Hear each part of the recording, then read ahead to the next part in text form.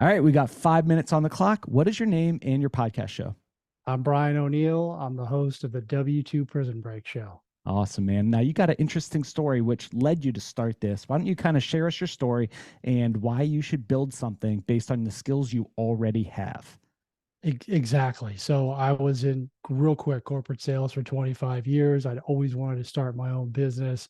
And I made the mistake of going out and learning a different skill to get out of my job. I became a real estate investor, right?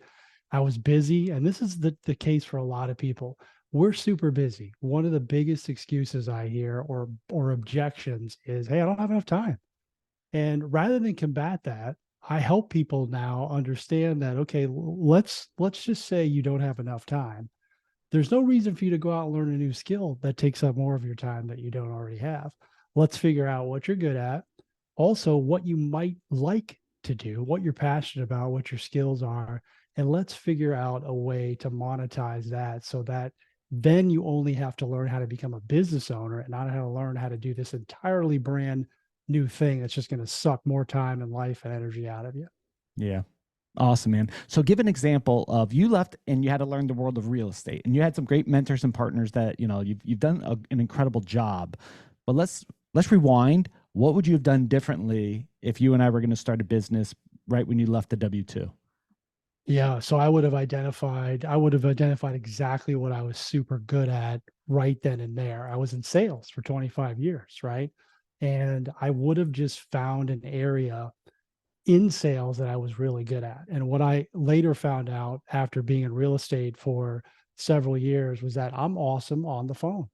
I can cold call like there's no tomorrow. And I'm really, really good at scripts. And I realized that I had been preparing for that for probably 25, 30 years. Because I used to, when we had the phones were still hooked up to the wall, I would be calling business owners. So I've just been preparing for it. And I would have found a way to monetize that skill of teaching people how to get good on the phone, not just in real estate, but just cold calling, period. Yeah. Give us a cold calling tip, right? So I think a lot of podcasters, they use podcasting as business development, audience development, and such like that. But every once in a while, you got to pick up the phone and call a potential partner or sponsor. What's a cold calling tip for podcasters? Yeah. So always remember that you have two ears and one mouth. Okay. So listening is crucial. Okay. Crucial.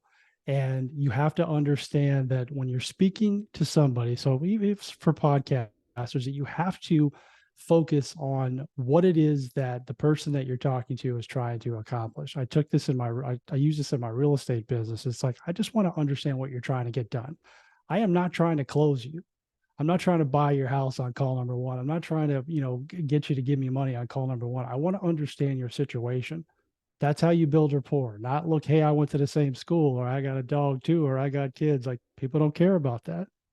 Okay. They care about what their problem is. And the more you spend time focusing on what they're trying to get done, the more successful you are going to be. Some of my best phone calls, Josh, I have maybe spoken three or four sentences, and I just let the person go. Man, as podcasters, this should be a skill that we're experts in. But I think us podcasters, especially looking to grow and monetize a show, we run our mouth too much. I literally, as you were talking, I go, I've been missing the mark because we've been converting and closing deals, but it's just like, I wonder how many more I could have gone through the whole cycle if I would have shut my mouth. This is really cool. So you would have built a sales brand and a sales training to help people close. If you were to do that again, what would you focus? Like, what industry would you focus first?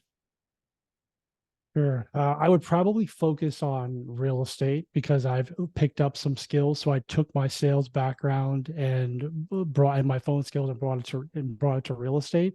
And there's just a lot of people that are afraid to pick the phone up, period. So there's Yeah, mindset mentality around that. And then there's understanding like the dynamics that go into a perfect seller call, if you will. So that's what I would do. super cool. Where can people go to find your podcast? And yeah, that's a good place to end it.